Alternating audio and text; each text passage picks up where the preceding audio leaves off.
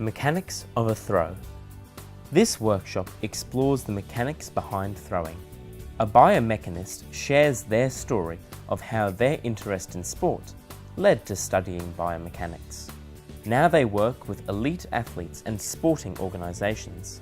The biomechanist explains how a strong mathematical background is required to analyse and then improve the performance of elite athletes. A throw can be broken into contributing factors. The factors contributing to a throw include the run-up, the torso twist, the shoulder, arm, and wrist. Analysis of the throw is undertaken as increasing levels of restraint are applied to the thrower by immobilizing parts of their body. From the analysis, the relative contribution of each body part or action is determined. This workshop could be linked to HPE and science contexts. A student's throw is recorded in front of a grid. Successive throws with increasing restraint are then also recorded. The students measure the initial displacement of the ball by calculating the change in the position of the ball in the recording. The students need to take into account the scale on the recording and convert the measurement into SI units.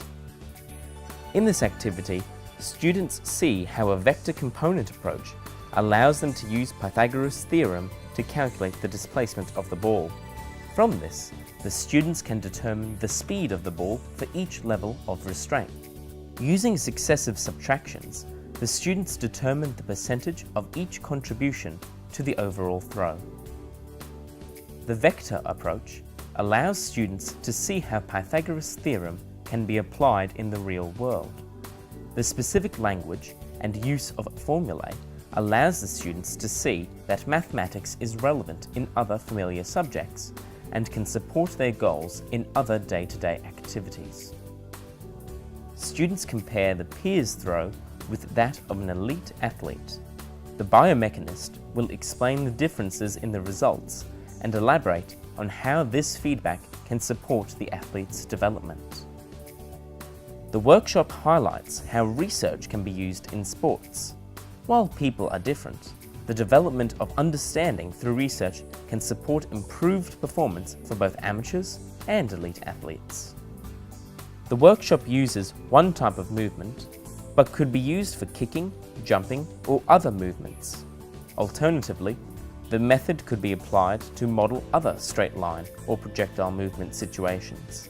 The mathematical concepts will be developed further at school and become significant in senior school. The complete workshop would take about 2 hours, but it can be broken into sections. Depending on the student cohort, additional time could be used to allow more students to have their throws analysed and compared.